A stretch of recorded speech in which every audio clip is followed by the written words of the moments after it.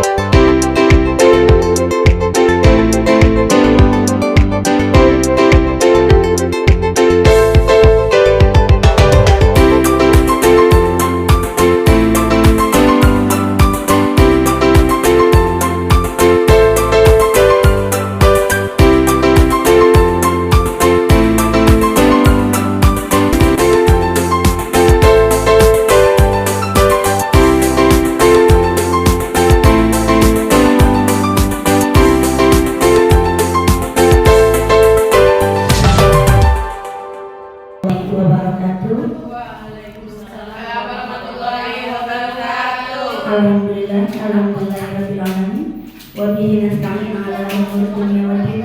Wassalatu wassalamu ala asrofil anbiya'i wal mursalin wa ala alihi wa sahbihi ajma'in. Amma ba'du. Pertama-tama marilah kita panjatkan puja serta puji syukur kehadirat Allah Subhanahu wa taala sehingga pada hari ini kita diberikan beberapa macam nikmat, terutama nikmat sehat walafiat, dan Bapak Ibu bisa menghadiri kegiatan diseminasi budaya positif dengan berkolaborasi dan berbagi praktik baik yang akan disampaikan oleh teman kita Ibu Desi Andarwati. Salawat serta salam tak lupa kita limpahkan kepada junjungan kita Nabi besar Muhammad Sallallahu Alaihi Wasallam. Semoga kita semua mendapat syafaatnya di yaumil akhir nanti. Yang terhormat Kepala SMP Padindi Ibu Hajar Mulyana SPDMM, yang terhormat Wakil Kepala Sekolah Bidang Kesiswaan Ibu Nisfi Farhaini, yang terhormat Bapak Ibu Dewan Guru yang sedang mengikuti kegiatan diseminasi budaya positif. Saya selaku pembawa acara akan membacakan susunan acara. Yang pertama yaitu pembukaan, yang kedua menyanyikan lagu Indonesia Raya, yang ketiga doa, yang keempat sambutan dari kepala sekolah, yang kelima pemaparan materi, yang keenam tanya jawab. Meningkat acara pertama yaitu pembukaan. Mari kita sama-sama membaca basmalah. Bismillahirrahmanirrahim. Indonesia, tanah airku, tanah tumpah darahku. Di sanalah aku berdiri, jadi pandu ibuku. Indonesia, bangsa dan tanah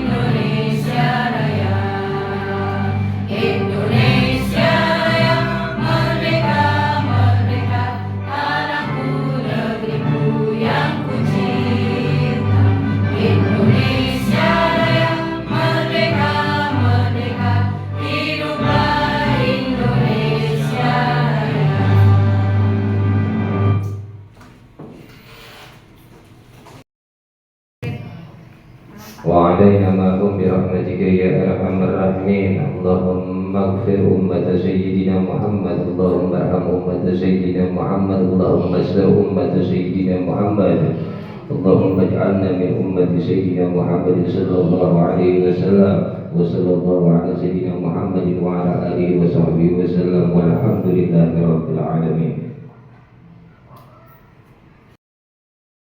Waalaikumsalam warahmatullahi wabarakatuh. Alhamdulillah, alhamdulillahirabbil alamin, wa bihi nasta'in wa ala umuri dunya waddin. Wassalatu wassalamu ala asrofil anbiya'i wal mursalin wa ala alihi wa sahbihi ajmain. Amma ba'du. Yang saya hormati Ibu Desi Andarwati, calon guru penggerak angkatan ke-10, dan yang saya hormati Ibu Nur Alfi saya selaku wakil bidang kurikulum, dan yang saya hormati Ibu Nispi Farhaini selaku bidang kesiswaan, dan Bapak Ibu guru yang saya hormati. Saya ucapkan terima kasih Bapak Ibu sudah meluangkan waktunya untuk mengikuti berbagi praktik baik diseminasi budaya positif program guru penggerak angkatan ke-10.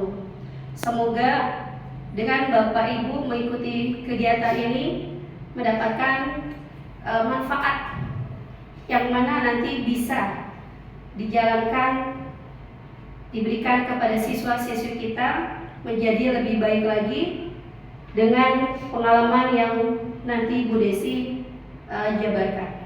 Dari saya cukup sekian, semoga acara ini berjalan dengan baik sampai dengan selesai. Terima kasih. Wassalamualaikum warahmatullahi wabarakatuh. Waalaikumsalam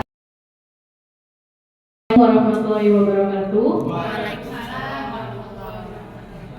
Alhamdulillah, puji syukur kita panjatkan kehadiran Allah Subhanahu wa Ta'ala yang telah memberikan kita begitu banyak nikmat, di antaranya nikmat sehat walafiat, sehingga pada kesempatan kali ini Bapak Ibu bisa berkumpul di sini bersama-sama untuk saling berkolaborasi.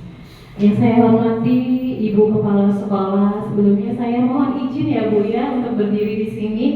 Saya juga berterima kasih banyak sekali kepada Ibu Kepala Sekolah, Ibu Haja Mulyana SPDMM yang telah sangat banyak memberikan support, dukungan kepada saya dalam mengikuti pendidikan calon guru penggerak angkatan 10 ini. Dan yang saya hormati Ibu Nur Alfi Syahriah selaku wakil kurikulum, Ibu Nisri Farhaini selaku wakil kesiswaan, dan Bapak Ibu guru yang tidak bisa saya sebutkan satu persatu, namun tidak mengurangi rasa hormat saya kepada Bapak Ibu sekalian. Bapak Ibu, saya mohon izin berdiri di sini bukan berarti saya yang pintar atau saya bisa, tapi kita sama-sama saling berkolaborasi ya Bapak Ibu ya. Kita sama-sama saling berkolaborasi, saling berbagi baik untuk menerapkan budaya positif yang ada di sekolah kita ini ya Bapak Ibu ya. Sebelumnya Bapak Ibu, saya punya pantun dulu ya Bapak Ibu sebelum memulai slide saya, paparan slide saya. Izin bacain pantun ya Bapak Ibu ya. Naik unta pergi ke Dubai, membeli jamu di pasar raya. Marilah kita bersama mulai berbagi praktik baik, berkolaborasi, saling sukses bersama.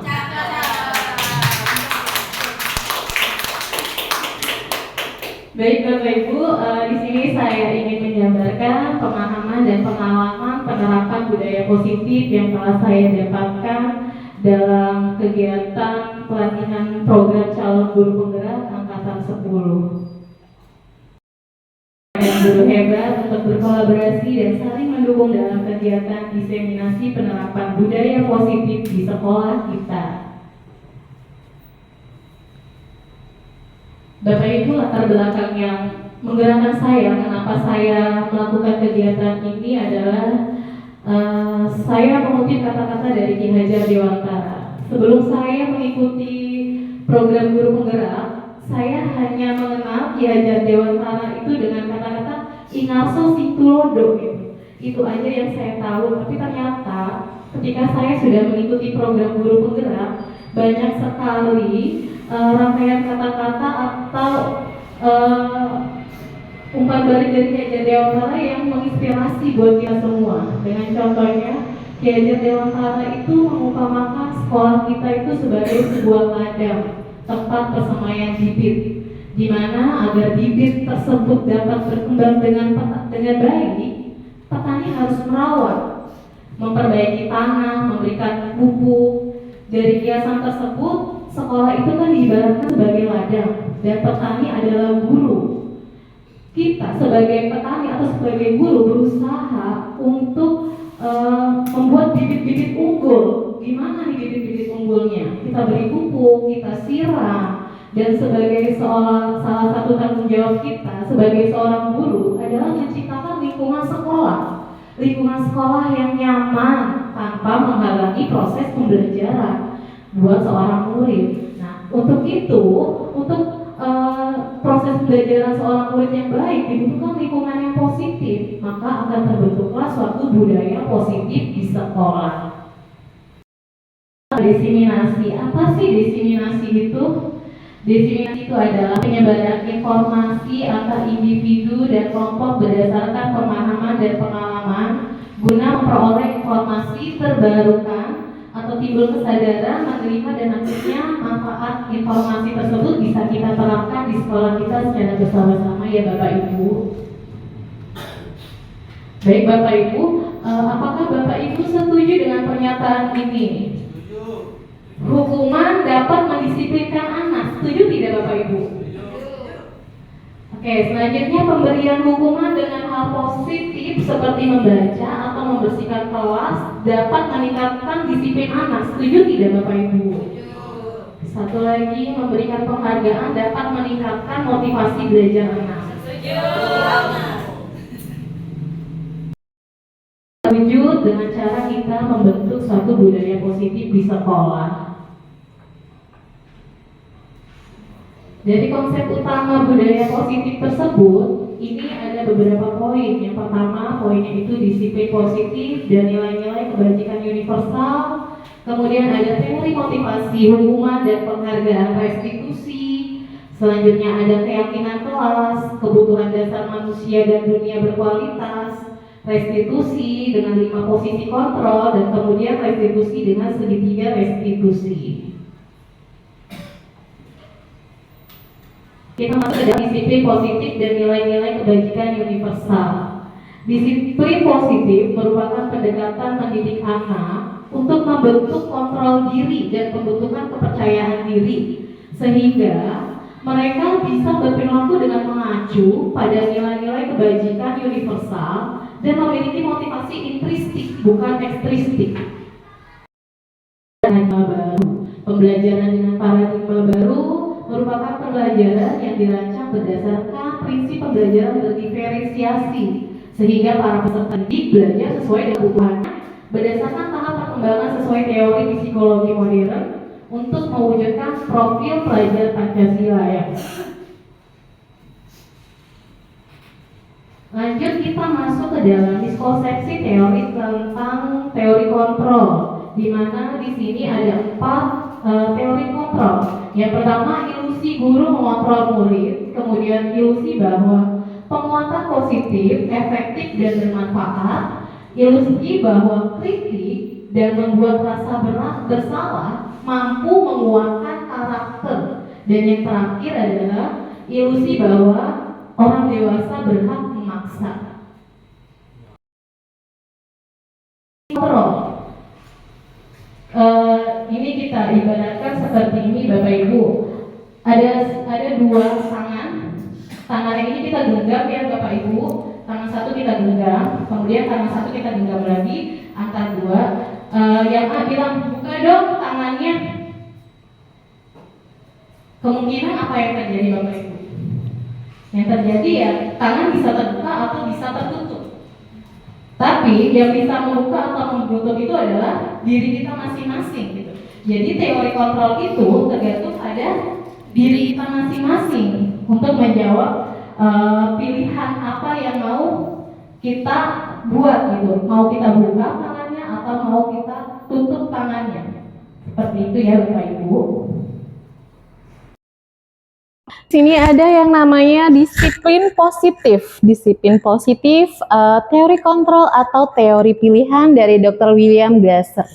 Di mana teori kontrol atau teori pilihan dari Dr. William Glasser itu yang pertama ada, Anda tidak bisa mengontrol orang lain. Hanya Anda yang bisa mengontrol diri Anda sendiri. Ya. Jadi ya, memang yang namanya teori kontrol, masing-masing memang diri kita sendiri yang bisa mengontrol diri kita ya. Bapak Ibu ya, kalau kita dikontrol sama orang lain berarti kita robot ya Bapak Ibu, bukan manusia ya Bapak Ibu. Lanjut lagi, semua perilaku memiliki tujuan. Kemudian model berpikir menang, kolaborasi, konsekuensi menciptakan pilihan-pilihan baru. Kemudian di sini ada yang namanya, maaf Bapak Ibu ya, di sini ada realita kebutuhan kita berbeda. Kita berusaha memahami pandangan orang lain tentang dunia. Setiap orang memiliki gambaran berbeda. Jadi Bapak Ibu, masing-masing dari kita itu memiliki gambaran berbeda. Sama seperti anak murid kita. Anak murid kita tuh memiliki karakteristik yang berbeda. Kita tidak bisa menyamakan satu sama lain karakteristik mereka gitu. Karena Allah saja menyuruh kita kalau kita mau mengubah diri kita, Allah aja tidak pernah mengubah diri kita kalau kita tidak mau berusaha gitu.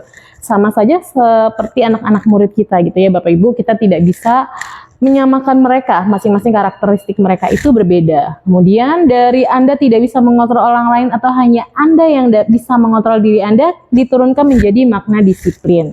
Di mana makna disiplin di sini adalah belajar kontrol diri dengan menggali potensi kita agar tercapai tujuan yang mulia, yaitu sesuatu menjadi seseorang yang kita inginkan berdasarkan nilai-nilai yang dihargai.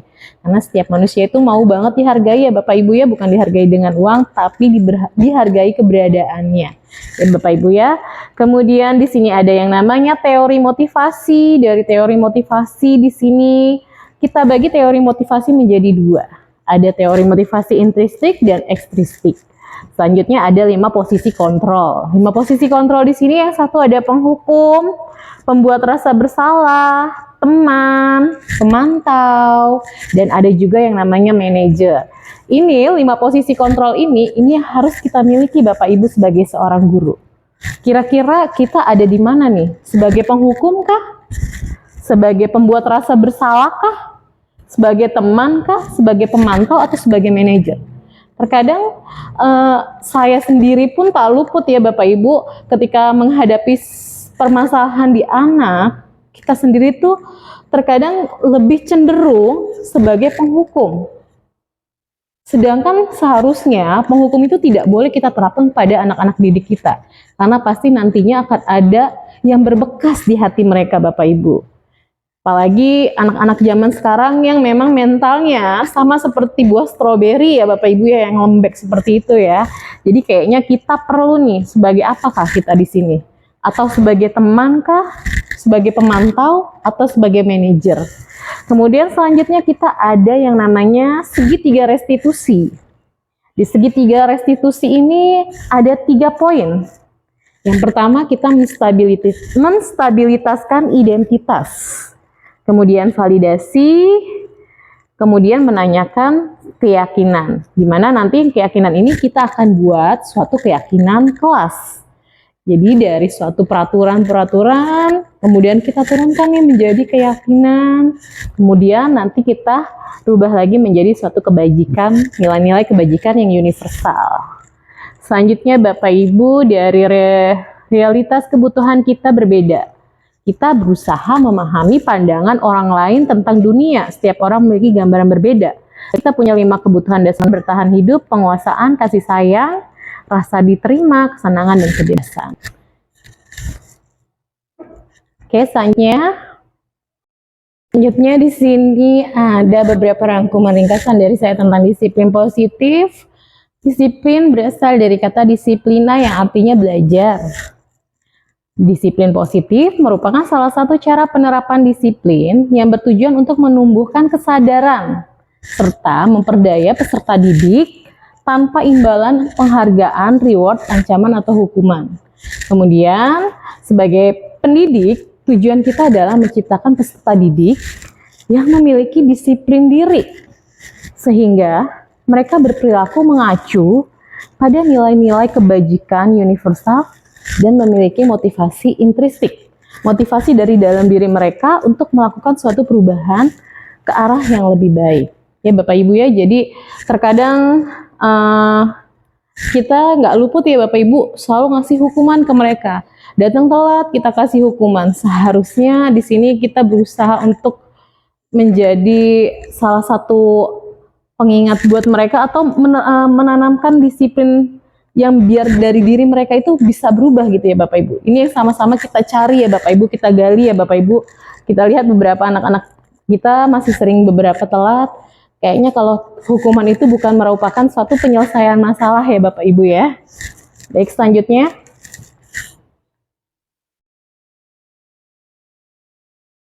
Selanjutnya di sini Bapak Ibu, saya punya nilai-nilai kebajikan universal Bapak Ibu, di mana nilai-nilai kebajikan adalah sifat-sifat positif manusia yang merupakan tujuan mulia yang ingin dicapai setiap individu.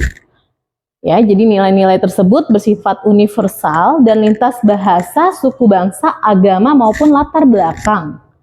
Yang pertama, setiap perilaku atau perbuatan itu memiliki suatu tujuan. Ini menurut dari Dr. William Glasser pada teori kontrol 1984. Kemudian, dengan mengaitkan nilai-nilai kebajikan yang diyakini seseorang, maka motivasi intrinsiknya akan terbangun gitu.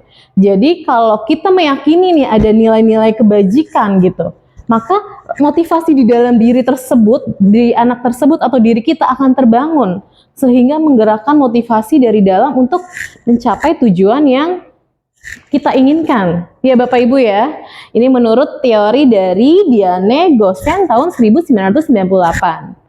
Selanjutnya ada nilai-nilai kebajikan yang ingin dicapai oleh setiap anak Indonesia.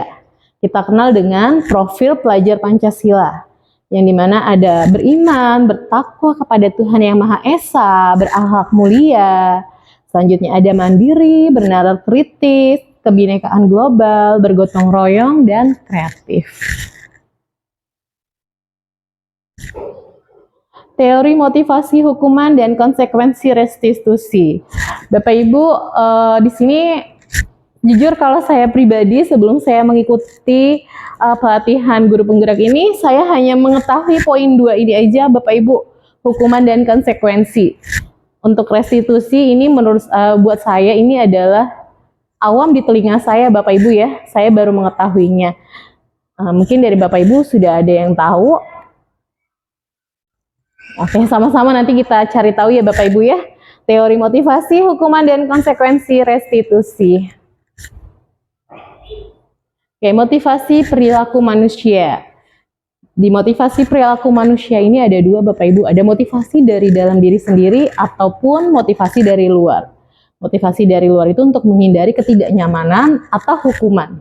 Kemudian motivasi dari luar itu adalah untuk mendapatkan imbalan atau penghargaan dari orang lain. Selanjutnya, motivasi intrinsik. Motivasinya ini terbangun untuk menjadi orang yang mereka inginkan dan menghargai diri sendiri dengan nilai-nilai yang mereka percaya. Perbedaan hukuman dan konsekuensi. Bapak Ibu di sini ada tabel perbedaan antara hukuman dan konsekuensi. Jadi kalau hukuman itu adalah menurut anak itu adalah sesuatu yang menyakitkan dan harus terjadi gitu ya. Mau nggak mau dia harus melakukan gitu. Kamu lari 100 kali lapangan. Itu menyakitkan dan harus terjadi ya Bapak Ibu ya. Kalau konsekuensi itu sesuatu harus terjadi juga sama-sama ya, tapi bedanya di sini kalau konsekuensi itu tidak menyakitkan. Mungkin sebelumnya kalau konsekuensi sudah ada kesepakatan kali ya Bapak Ibu ya. Tapi sama-sama harus terjadi. Kemudian kedua, membuat anak sakit fisik maupun hati untuk jangka waktu lama. Ini yang terkadang kita luput loh Bapak Ibu. Kita sering sekali gitu menghukum anak kita gitu. Kamu nggak ngerjain PR, ya udah kamu kerjain, kamu tulis 5 kali ya dari tugas sebelumnya yang kita kasih gitu. Dari tugas yang sebelumnya ibu kasih. Sepele mungkin ya menurut kita menulis gitu. Tapi padahal sebenarnya buat kita nggak pernah tahu gini, membekas berapa lama gitu luka tersebut. Karena saya sendiri pun, saya pribadi pun, ketika dulu saya jadi murid gitu ya, saya pernah mengalami masa-masa tersebut dan sampai sekarang tuh teringat gitu Bapak Ibu. Ketika saya menjadi guru, jadi saya langsung merefleksikan ke diri saya sendiri, oh, ternyata suruh nulis sampai 10 kali itu nggak enak gitu. Jadi nggak maulah nanti kalau ketika jadi guru saya melakukan hal tersebut gitu. Ya Bapak Ibu ya. Kemudian di sini untuk konsekuensi membuat anak merasa tidak nyaman dalam jangka waktu pendek. Ya, jadi bedanya kalau hukuman ini jangka waktu lama, kalau konsekuensi dalam jangka waktu pendek. Selanjutnya, anak membenci kedisiplinan. Kalau yang konsekuensi, anak menghargai disiplin. Hukuman ini terjadi karena paksaan. Sedangkan kalau konsekuensi terjadi karena suatu stimulus atau tanggapan. Hukuman mendorong anak menyakiti diri sendiri. Dan konsekuensi mendorong anak agar mudah menyesuaikan diri. Terkadang kita suka lupa juga nih, mendorong anak menyakiti diri sendiri. Ketika mereka dihukum, apalagi dihukumnya di depan teman-temannya, terkadang tuh mereka jadi ada rasa malu di dalam diri mereka gitu. Ih, ajaran ini saya dihukum nih, saya disuruh ini, disuruh itu. Dia jadi malu gitu loh Bapak Ibu. Dari rasa malu tersebut dia menyakiti diri sendiri. Ah, udahlah besok tidak masuk. Ini nggak masuk-masuk itu kan jadi merugikan dia sendiri, menyakitkan diri sendiri gitu. Dan akhirnya dia keluar sekolah, putus sekolah. Berarti kan itu menjadi salah satu mendorong anak menyakiti diri sendiri ya. Kemudian konsep diri yang buruk, konsep diri yang baik. Dan selanjutnya anak belajar untuk menyembunyikan kesalahan. Anak belajar untuk mematuhi peraturan. Marah, rasa bersalah, dipermalukan, merasa tidak dihargai. Kemudian ada kehilangan hak, dibuat tidak nyaman, diasingkan untuk sementara. Ini jadi perbedaan, tabel perbedaan hukuman dan konsekuensi ya Bapak Ibu ya. Kita sama-sama saling belajar ya Bapak Ibu ya. Selanjutnya saya punya tindakan guru. Oke, ini tindakan gurunya. Lanjut aja, next. Dan tindakan guru ini sudah saya isi ya Bapak Ibu. Maaf diulang lagi kembali ke belakang. Oke, dari tindakan guru selanjutnya sekali lagi. Mencatat 100 kali di dalam buku kalimat. Saya tidak akan terlambat lagi karena terlambat di sekolah. Saya tidak akan terlambat lagi karena terlambat di sekolah. Mencatat 100 kali di dalam buku kalimat. Saya tidak akan.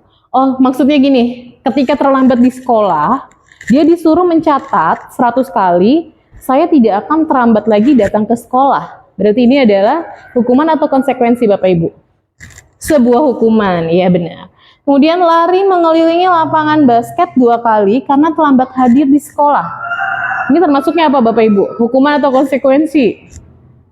Hukuman, iya. Dia disuruh lari mengelilingi lapangan karena terlambat hadir di sekolah. Selanjutnya, murid diminta untuk push up 15 kali karena tidak menggunakan masker ke sekolah. Ini masih hukuman ya Bapak Ibu ya. Selanjutnya ada menggantikan kertas tugas teman yang telah dicoret-coret. Jadi mungkin kalau yang ini kita isinya dengan konsekuensi. Karena kenapa? Dia sudah mencoret-coret, tapi dia menggantikan kertas tugasnya gitu ya. Jadi ada kesadaran di dalam diri tersebut. Membersihkan tumpahan air di meja tulis karena tersenggol pada saat belajar. Selanjutnya murid disuruh untuk mengenakan sepatu seharian di sekolah karena tidak mengenakan sepatu hitam. Berarti ini adalah hukuman ya Bapak Ibu ya. Lanjut lagi, lari mengelilingi lapangan basket 2 kali karena terlambat 10 menit untuk pelajaran PJOK.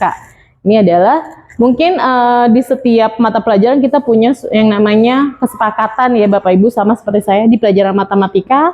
Saya punya kesepakatan bersama anak-anak saya ketika masuk jamnya Ibu Desi dengan pelajaran matematika, berarti bukunya harus berwarna merah.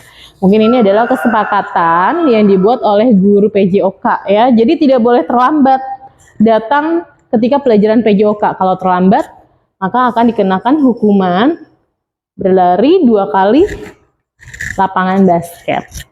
Oke, selanjutnya restitusi. Nah, Bapak Ibu ini yang saya bilang tadi, saya baru mengenal apa sih itu restitusi gitu. Karena sebelumnya saya pribadi cuman tahu yang namanya hukuman atau konsekuensi, Bapak Ibu.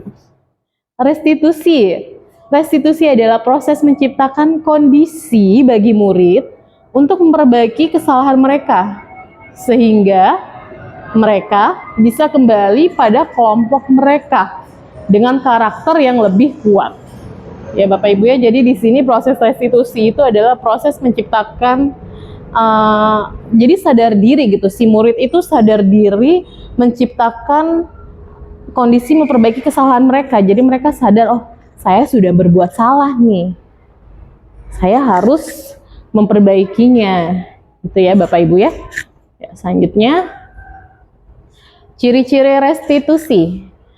Yang pertama itu bukan untuk menebus kesalahan, namun untuk belajar dari kesalahan. Jadi restitusi itu di sini bukan suatu hukuman, bukan suatu konsekuensi, tapi restitusi itu diterapkan untuk menebus kesalahan, yang dimana dari kesalahan tersebut kita bisa belajar untuk menjadi jauh lebih baik lagi ya. Kemudian memperbaiki hubungan. Di restitusi ini adalah tawaran ya Bapak Ibu ya, bukan paksaan. Kemudian restitusi menuntun untuk melihat ke dalam diri. Restitusi mencari kebutuhan dasar yang mendasari tindakan. Restitusi diri adalah cara yang paling baik. Restitusi fokus pada karakter, bukan tindakan. Restitusi fokus pada solusi. Restitusi mengembalikan murid yang berbuat salah pada kelompoknya. Ini adalah ciri-ciri restitusi ya Bapak Ibu. Saya pun juga baru, ketika saya belajar di CGP, saya juga baru mengetahui ternyata ada restitusi, ternyata ada ciri-cirinya ya Bapak Ibu ya. Oke, selanjutnya identitas gagal, identitas sukses. Jadi di sini kita kelompokkan nih Bapak Ibu. Ada yang namanya hukuman, ada yang namanya konsekuensi, dan ada yang namanya restitusi. Oke, di hukuman ini adalah suatu identitas yang gagal. Ya, Bapak Ibu. Kemudian identitas yang sukses ini ada di konsekuensi dan di restitusi. Di identitas gagal atau hukuman, itu kenapa sih gagal? Karena ada sesuatu yang menyakitkan harus terjadi. Tidak nyaman untuk murid atau anak untuk jangka waktu yang panjang. Kemudian korban mendapatkan keadilan, atau murid akan tersakiti, perilaku pasif agresif meningkat, sistem tidak akan berjalan bila murid takut, berlaku hanya pada sebuah institusi, tidak berlanjut pada kehidupan nyata. Kemudian ada peraturannya adalah kamu harus ikuti peraturan yang ada, kamu harus seperti ini gitu. Itu adalah suatu identitas yang gagal. Nah, timbulnya apa? Timbulnya adalah murid atau anak akan membenci suatu peraturan. Ya Bapak Ibu ya. Kemudian di sini ada konsekuensi, sesuatu yang harus terjadi, tidak nyaman untuk murid atau anak untuk jangka pendek, korban bisa diabaikan, murid atau anak dibuat tidak nyaman, penguatan hanya bertahan dalam jangka waktu pendek, memerlukan monitoring dan supervisi terus-menerus dari guru, membantu penerapan mengikuti peraturan dalam masyarakat, dan apa peraturannya, mampukah kamu melakukannya, kemudian ada terima kasih. Di sini jadi murid atau anak bisa menghormati suatu peraturan yang ada, kalau adanya konsekuensinya, ya Bapak Ibu ya. Selanjutnya ada restitusi. Restitusi itu adalah suatu pilihan ya yang menguatkan untuk murid atau anak dalam jangka waktu panjang. Jadi korban mendapatkan ganti apa sih ganti suatu kesepakatannya. Jadi bukan hukumannya, cara penyelesaiannya. Karena kalau di restitusi itu ya Bapak Ibu, hukuman itu tidak menyelesaikan suatu masalah gitu ya Bu, Bapak Ibu ya. Kemudian di sini murid dan atau anak mendapatkan penguatan dan masalah terpecahkan, murid jadi belajar bertanggung jawab untuk perbuatannya. Jadi terbangun nih Bapak Ibu nih, kalau di restitusi ini, murid jadi mulai membangun motivasi-motivasi di dalam dirinya untuk menyelesaikan, untuk bertanggung jawab dan menjadi ke arah yang jauh lebih baik Bapak Ibu. Kemudian fokus pada pemecahan masalah dalam jangka waktu panjang. Jadi apa yang kamu yakini, apa yang bisa kamu lakukan untuk membagi masalah ini. Setidaknya di sini murid akan menghormati dirinya sendiri dan orang lain. Oke, selanjutnya ya Bapak Ibu ya, perbedaan hukuman, konsekuensi restitusi. Kalau hukuman itu tidak terencana, tiba-tiba. Jadi kamu datang terlambat langsung dihukum. Lari ya kamu 100 putaran. Jadi tidak direncanakan gitu ya Bapak Ibu ya. Kemudian murid tidak tahu apa yang akan terjadi atau dilibatkan. Jadi kalau hukuman itu biasanya terpaku ya hanya guru ya Bapak Ibu ya. Hanya guru yang punya peranannya. Murid nggak dikasih pilihan gitu. Kamu terlambat datang ke sekolah, kayak kamu lari 2 kali putaran gitu. Murid nggak dikasih pilihan, iya Bapak Ibu bisa nggak saya nggak lari, saya jalan kaki aja, nggak. Karena di sini adalah suatu hukuman. Bersifat satu arah ya, bersifat satu arah ya karena memang guru yang punya pengendalinya di sini ya Bapak Ibu ya. Kemudian berupa hukuman fisik atau psikis. Selanjutnya kalau konsekuensi itu terencana atau disepakati sesuai peraturan. Biasanya kita buat aturan yang dimana ada konsekuensinya. Ayo, kalau rambutnya panjang kita sepakatin ya 2 hari ini. Kalau kamu belum potong rambut, jangan salahkan ibu kalau ibu yang potong rambut kamu ya, yang merapikan ya. Tapi kalau masih belum dirapikan berarti ibu yang merapikan ya. Jadi sudah terjadi obrolan di sebelumnya gitu ya Bapak Ibu ya. Kemudian murid tetap dibuat tidak nyaman. Di sini murid masih tetap dibuat tidak nyaman karena terkadang konsekuensi itu ide-ide atau gagasannya juga itu muncul dari guru ya Bapak Ibu ya. Terus sikap guru selalu memonitor murid. Jadi kita sebagai guru selalu memantau terus gitu keadaan muridnya. Lanjut lagi di sini perbedaan restitusi, proses menciptakan kondisi bagi murid untuk memperbaiki kesalahan. Kemudian langsung ada proses kolaboratif yang mengajarkan murid untuk mencari solusi sendiri. Jadi pada restitusi ini kita menciptakan kondisi bagi si murid untuk memperbaiki kesalahan yang murid sudah lakukan. Ya Bapak Ibu ya. Jadi bukan lagi kita yang mengadili nih muridnya, tapi murid bersama, ayo kamu berbuat salah. Kira-kira kita tanyakan kepada murid, kamu datang ke sekolah terlambat. Menurut kamu salah nggak? Jadi kita berusaha menanamkan kondisi tersebut kepada murid gitu. Jadi dengan sadar murid akan memperbaiki. Kita mengajarkan murid juga untuk mencari solusi dari suatu permasalahan tersebut ya Bapak Ibu ya. Selanjutnya Bapak Ibu kita ada keyakinan kelas Bapak Ibu. Dimana keyakinan kelas ini kalau saya kebetulan di sini sebagai guru BK kelas 7, saya sudah coba keliling dari 7A, 7B dan 7C. Ini masing-masing kelas sudah membuat keyakinan kelas ya Bapak Ibu ya. Selanjutnya, mengapa sih tidak peraturan saja? Mengapa harus keyakinan kelas? Ya Bapak Ibu, peraturan kelas dan keyakinan kelas ini sama nggak sih Bapak Ibu? Jadi di sini ada, kenapa sih tidak peraturan saja? Mengapa harus keyakinan? Mengapa kita tidak memiliki peraturan harus menggunakan helm bila mengendarai kendaraan roda 2? Mengapa kita tidak memiliki peraturan 3M, menggunakan masker, mencuci tangan, dan menjaga jarak 1,5? Mengapa kita tidak memiliki peraturan harus datang tepat waktu pada saat mengikuti pelatihan? Oke Bapak Ibu, untuk mendukung motivasi di dalam diri kita harus kembali ke nilai-nilai, keyakinan-keyakinan lebih menggerakkan seseorang dibandingkan harus mengikuti serangkaian peraturan ya Bapak Ibu ya. Karena kalau peraturan itu kan kita terikat ya Bapak Ibu ya. Ada sebuah peraturan yang berarti memang terikat, kita harus mengikuti peraturan tersebut. Beda dengan kenapa kita nggak buat nih dari peraturan menjadi sebuah keyakinan gitu. Ya Bapak Ibu ya. Lanjut.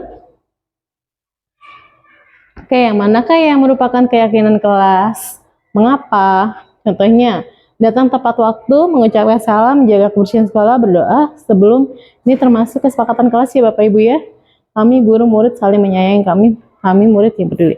Oke, bedanya keyakinan kelas tadi, keyakinan dan peraturan kelas. Kalau peraturan kelas ya Bapak Ibu ya identik kayak dilarang datang terlambat. Ada kata-kata negatifnya di situ seperti dilarang. Dilarang datang terlambat. Dilarang makan di kelas. Ya Bapak Ibu ya. Coba kata-kata dilarang datang terlambatnya kita rubah nih. menjadi suatu keyakinan atau kesepakatan. Datanglah tepat waktu. Budayakan malu gitu. Jadi kita mencoba mengubah nih kata-kata negatif dari dilarang itu kita ubah ke kata-kata yang positif gitu ya Bapak Ibu ya. Selanjutnya, bagaimana pembentukan keyakinan kelas? Lebih abstrak dari peraturan, sedikit saja agar mudah diingat, berupaya pernyataan universal, sesuai dengan kondisi kelas agar mudah diterapkan, dibuat dalam bentuk positif, semua warga kelas harus dilibatkan pada saat pembuatan. Ini yang paling penting ya Bapak Ibu ya. Jadi kalau kita mau membuat keyakinan kelas, maka semua warga kelas tersebut harus dilibatkan. Ya. Kemudian masing-masing anak berhak untuk mengutarakan idenya. Dari ide tersebut nanti kita saring nih. Yang mana yang oke nih untuk kita jadikan suatu keyakinan kelas ya Bapak Ibu ya. Yuk selanjutnya Bapak Ibu kita lihat. Oke, lanjut. Ini ada peraturan atau keyakinan kelas ya. Baik Bapak Ibu, di sini selalu kembalikan buku ke tempatnya. Ini adalah suatu peraturan. Di mana kalau kita turunkan menjadi keyakinan kelas, ini menjadi ke dalam nilai kebajikan yaitu tanggung jawab. Selalu kembalikan buku ke tempatnya. Berarti ini adalah tanggung jawab. Kemudian dilarang mengganggu orang lain. Berarti menghormati orang lain. Hadir di sekolah 15 menit sebelum pembelajaran dimulai. Berarti dia komitmen nih, sama menghargai orang lain, menghargai siapa sih yang membuat komitmen tersebut ya Bapak Ibu ya.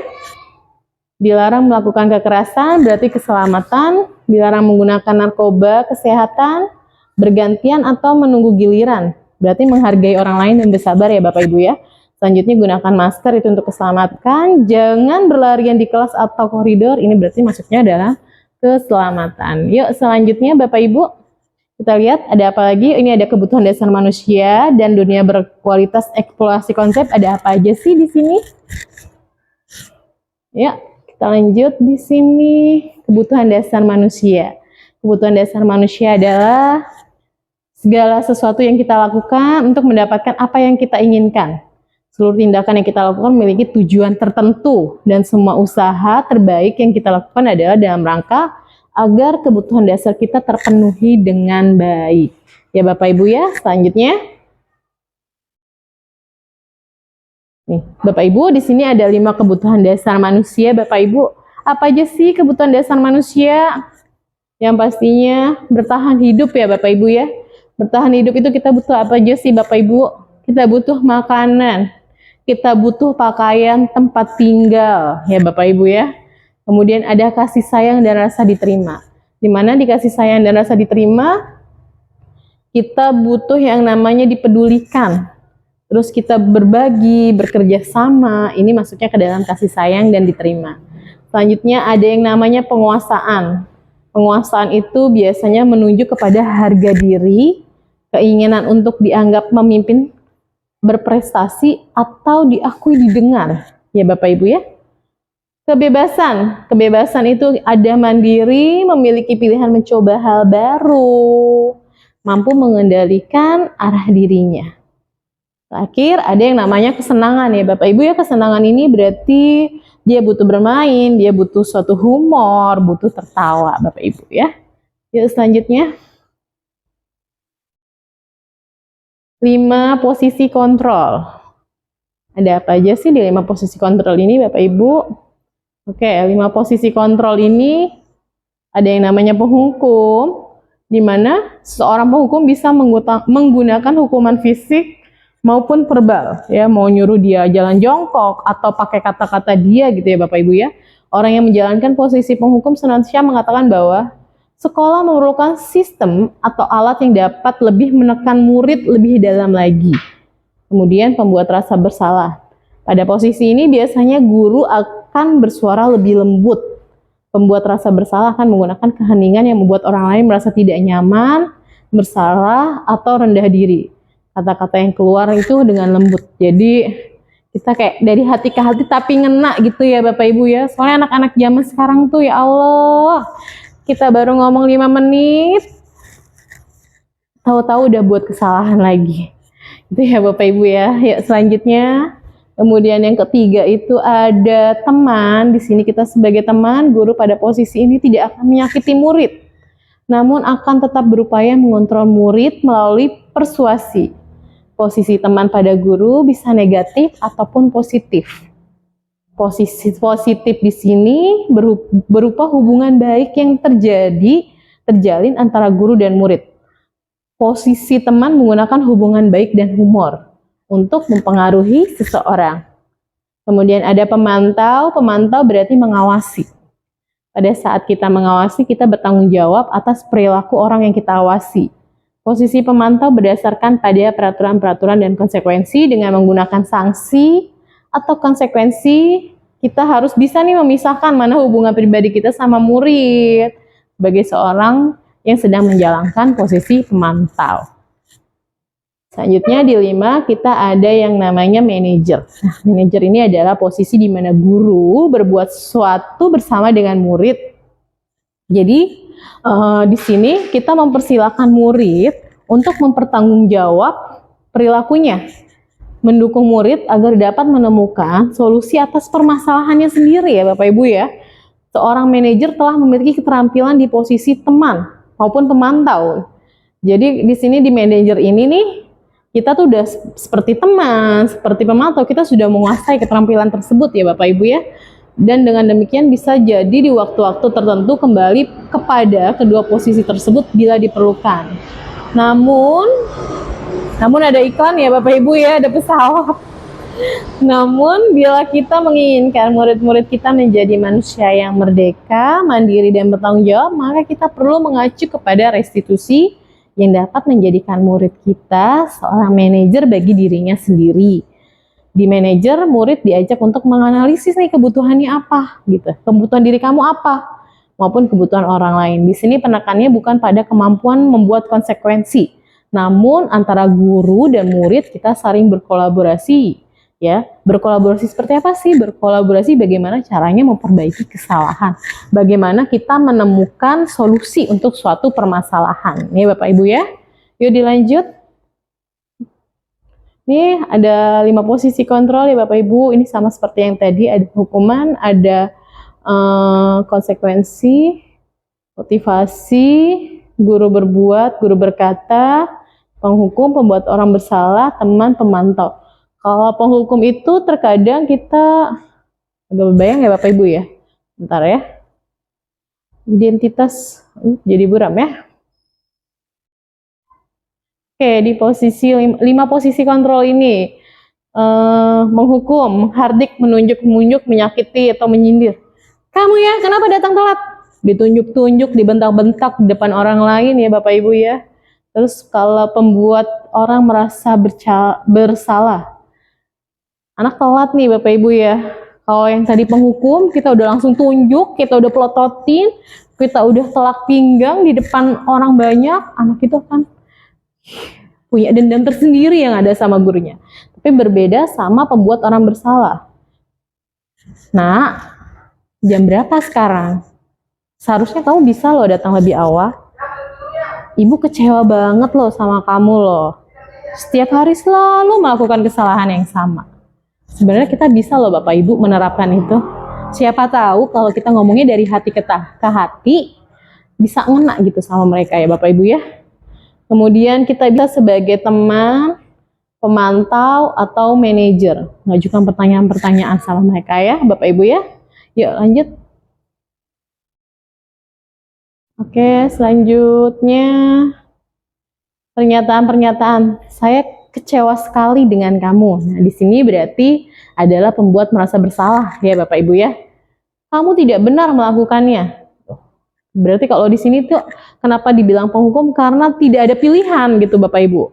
Kalau hukuman itu kan tidak ada pilihan, hanya satu arah. Ya kamu salah gitu. Kamu tidak pernah benar. Apalagi ada kata-kata tidak pernah benar, berarti selalu salah gitu ya Bapak Ibu ya. Kemudian ayolah lakukan ini demi ibu atau bapak. Ayolah nak, rajin yang masuknya nak. Yo, ibu udah semangat banget nih demi ibu bapak kamu di rumah gitu. Kita berusaha masuk kepada murid itu sebagai seorang teman gitu ya Bapak Ibu ya. Kemudian, apakah kamu mau mendapatkan stiker bintang hari ini? Ini sebagai pemantau ya Bapak Ibu ya. Bagaimana kamu bisa menyelesaikan masalah ini? Ini sebagai manajer, kemudian kamu selalu yang paling terakhir. Ini penghukum ya Bapak Ibu ya, karena di sini ditekankan ada kata-kata selalu. Jadi seolah-olah ya memang tidak ada pilihan, tidak ada kata-kata enggak kok Bu, kemarin saya enggak, langsung kamu ya, selalu kamu yang berisik di kelas gitu. Benar-benar ya memang satu arah untuk anak ini yang berbuat salah gitu ya Bapak Ibu ya. Selanjutnya, oke, segitiga restitusi. Di segitiga restitusi itu ada yang namanya menstabilkan identitas, validasi kebutuhan, menanyakan keyakinan. Setiap orang itu kan pasti pernah melakukan kesalahan. Ini di menstabilitas identitas ya, nak ya Ibu Bapak ya. Menstabilitaskan identitas. Setiap orang pasti pernah melakukan kesalahan. Dan kamu bukan satu-satunya yang pernah melakukan kesalahan tersebut gitu. Kemudian ada validasi kebutuhan. Kamu tentu punya alasan kenapa kamu melakukan hal tersebut. Adakah cara yang lebih efektif untuk mendapatkan apa yang kamu butuhkan? Kemudian menanyakan keyakinan. Nilai apa sih yang udah kita kesepakati bersama? Atau kamu ingin orang yang seperti apa sih? Ya, selanjutnya Bapak Ibu, kita cek ada yang namanya untuk membuat anak yang merasa gagal karena berbuat salah menjadi positif terhadap dirinya. Kita berusaha untuk menstabilkan identitas dengan kata-kata apa sih? Seperti ini ya Bapak Ibu biasanya ya. Berbuat salah itu hal yang manusiawi. Tidak ada manusia yang sempurna. Bapak, Ibu juga buat salah. Dan kita pasti menyelesaikan permasalahan ini.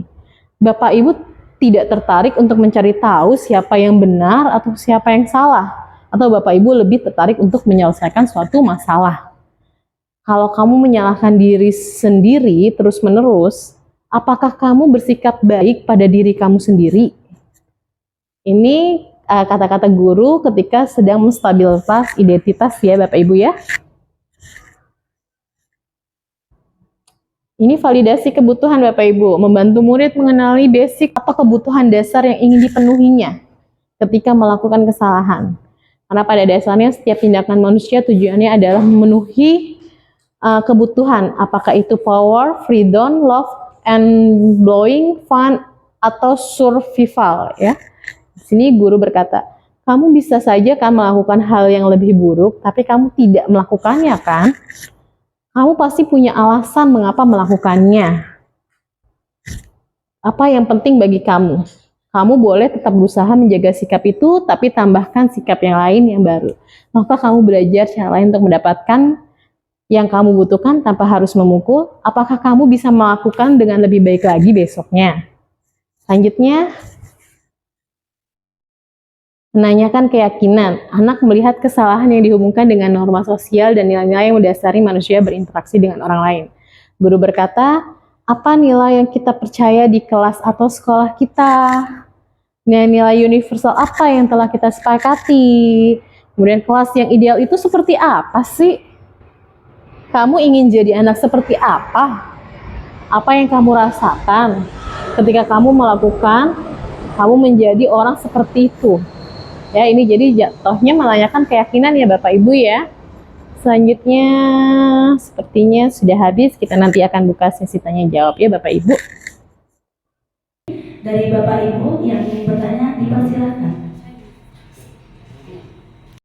Saya pengen, apakah ini teorinya itu yang tadi itu serius atau memang bagaimana gitu Bu? Soalnya ini bagi saya sangat penting sekali. Soalnya kayak tadi teori kontrol. Jadi kontrol guru terhadap murid, terus di situ dimana komunikasi antara guru dan murid itu bisa terjadi, dan itu dianulir oleh teori yang disampaikan tadi. Sementara kita zaman dahulu kala, kedekatan chemistry antara guru dan murid itu begitu keras dan kuat. Jadi bagi saya ini sesuatu yang sangat penting itu. Mungkin Ibu bisa menjelaskan lebih lanjut gitu. Jadi ada kontradiksi antara teori konvensional dengan teori pendidikan modern gitu.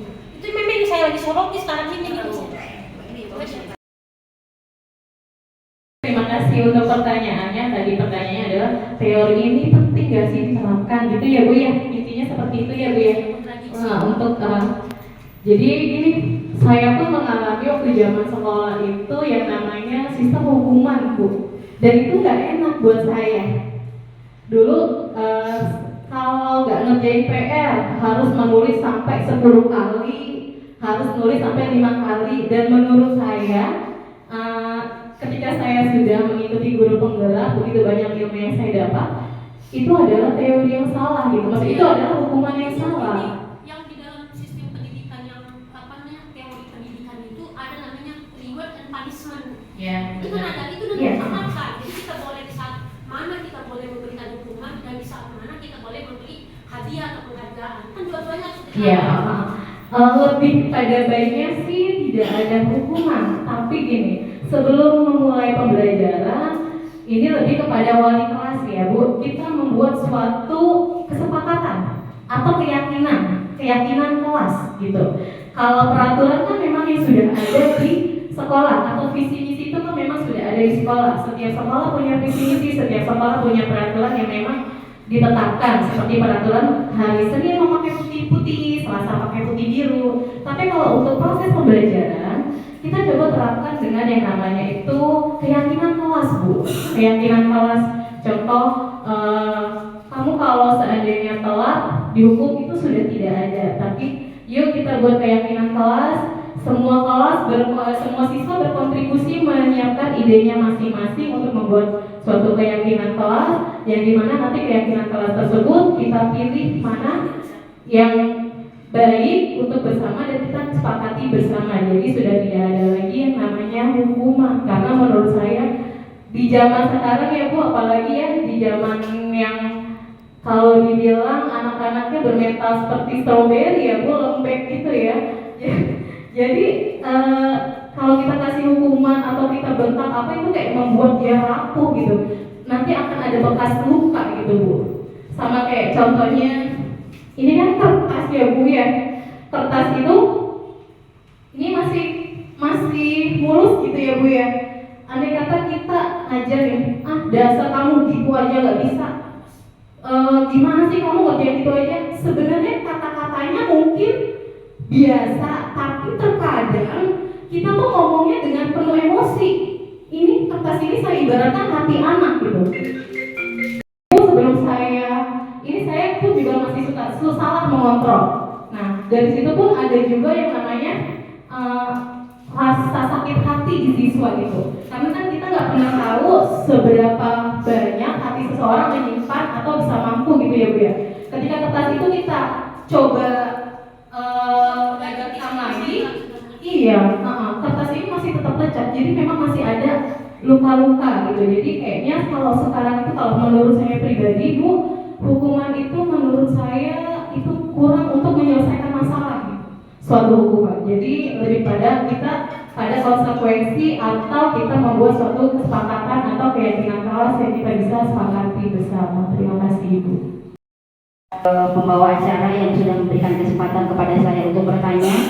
Saya ingin bertanya kepada Ibu Desi, selama menjadi ikut calon guru penggerak, pengalaman apa saja yang bisa Ibu Desi dapatkan selama mengikuti kegiatan guru penggerak? Terima kasih.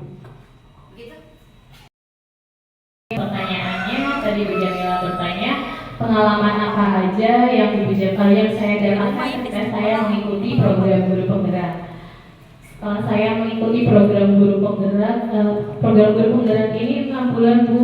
Nanti saya baru selesai di bulan November. Padahal 6 bulan, tapi nggak tahu diselesainya mundur di November. Mungkin yang hari-hari Minggu atau Sabtu jam kerja atau tanggal-tanggal merah itu dipadetin, jadinya benar-benar 6 bulan. Dan ini baru berjalan 3 bulan. Banyak sekali pengalaman yang saya dapat Bu. Terutama itu adalah pembelajaran tentang memanusiakan manusia. Kalau menurut saya ya biar saya pribadi, karena menurut saya tadinya saya itu ketika saya baru mengajar, saya merasa saya guru yang egois. Menurut saya adalah guru yang egois, yang ya udah hari saya kasih tugas pokoknya hari ini harus selesai. Yang tidak mengerjakan tugas saya hukum di lapangan. Menurut saya sebelum saya mengikuti program guru penggerak, saya adalah guru yang egois gitu. Ternyata setelah saya mengikuti, oh banyak sekali ya pembelajaran cara memanusiakan manusia gitu. Kita tidak hanya melihat hasil, tapi proses gitu. Kita lupa gitu, luput dari suatu proses pembelajaran gitu. Kemudian banyak sekali ilmu IT yang saya dapat dari teman-teman saya saling berkolaborasi, pada lebih tepatnya sih seperti itu sih Bu ya. Saya bisa belajar mengupgrade diri saya, kemampuan diri saya untuk jauh lebih baik lagi, karena kan kita sebagai seorang guru kan memang harus terus belajar ya Bu ya, tidak stuck kita udah jadi guru ya udah enggak, tapi kita harus semuanya harus saling belajar dan saling berkolaborasi seperti itu. Karena guru yang hebat bukan berarti guru yang bisa berdiri sendiri, tapi guru yang kita sama-sama saling kerjasama antar sejawat untuk menciptakan sekolah yang baik, siswa-siswinya yang unggul. Seperti itu sih menurut saya. Terima kasih Ibu.